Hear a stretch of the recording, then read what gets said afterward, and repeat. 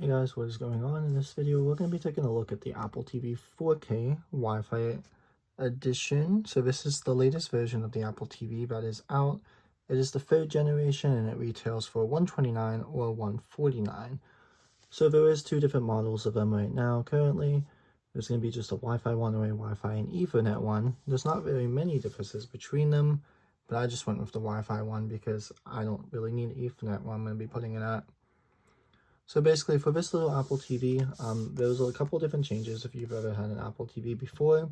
I previously had the 4th generation previously, and I haven't had it for a little while, so we need to get a little bit of an updated one because I am going to be putting it into my other room to watch some movies off a TV that is not smart. But in the box, you'll see a little bit of differences. So the Siri remote now has USB-C charging, but it does not come with a USB-C charging cable in the box. The only thing you will get in here is the TV itself, the remote, and that's pretty much it with some documentation. But yeah, let's go ahead and take a look at this TV. This is going to be more of like an unboxing, quick look at it, and overall first impressions of everything like that. But yeah, so on the back, you'll just see it says cinematic quality, 4K HDR, Dolby Vision, and Dolby Atmos is inside. You can do more with Apple devices, such as having HomePods paired with it, AirPods, and then you can also do AirPlay on it, and it is an Apple Home Hub, so you can connect all your Apple devices and smart home accessories kind of with it as well. Around the box, the bottom is just the serial number information. This is the 64GB Wi-Fi version, like I said. But yeah, let's go ahead and take a look inside. You do get some more features, of course. It is the A15 Bionic chip, so if you wanted to use it for a little bit of Apple gaming inside of here, you can use your Apple Arcade apps inside of here as well. You can also pair it with HomePod for you're able to like pause, play, go back, and change the video that you're watching on the screen. And AirPlay from your devices straight to the TV itself, which I'll be using a lot probably. Apple has switched to these little pull tab things, which are kind of nice. Pulling one, pulling the next, flipping it over, and it should just lift off. So on the top, you're presented with the Apple TV itself directly. So they did change it up a little bit. It is much lighter than the previous one I used to have, but it's been a couple years since that one actually was in here in my hands. No longer says TV next to the Apple logo, it just has the Apple logo. And then on the bottom it is protected, of course, but that will be the serial and the Apple logo and stuff like that. But putting that aside for now, you also get the Siri remote, which I've never had one like this one before. I used to have like the glass one at the top.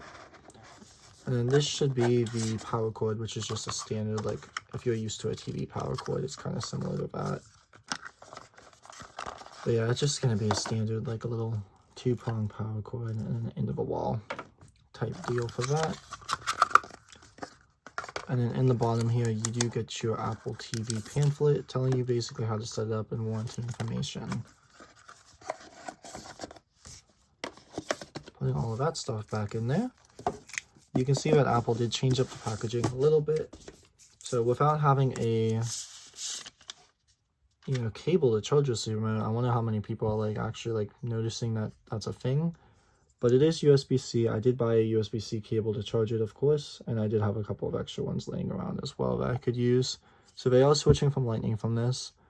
But on the remote itself, you get the power button itself, of course, the little touchpad with the enter button, back button, play and pause button, mute switch, volume up and down, and you also get your Siri button because it is the Siri remote, of course, so you're able to control Siri with this directly off the remote itself. You also get the TV button as well. But yeah, taking a look at the back of it, it's just going to be a standard remote with the iOS sensor at the top. And then popping back over to the Apple TV itself, let's pull off this.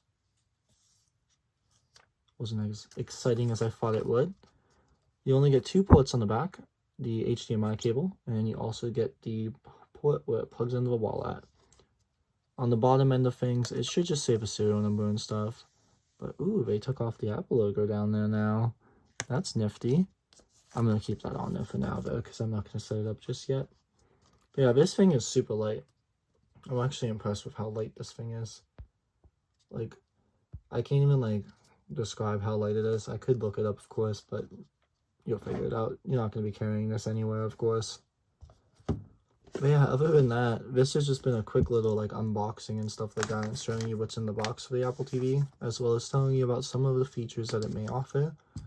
I personally recommend it if you do not have a smart TV right now, and you want to be able to beam up your phone to it or do other things with it, such as like gaming on Apple Arcade, potentially listening to the TV with your AirPods, because that's going to be one of the key things I'm going to be doing, is listening to the TV with my AirPod Pros 2nd gens, because I feel like that would be a kind of nice thing with the AirPods in my ears watching TV from a far distance.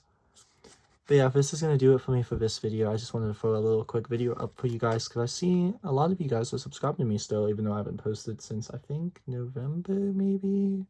October, whenever I got my iPad, maybe? Who knows? But yeah, other than that, the Apple Watch is still going well. My iPhone 14 is still going well. And my new iPad is filming this video as we speak, and my AirPods are being its own thing. They're right here.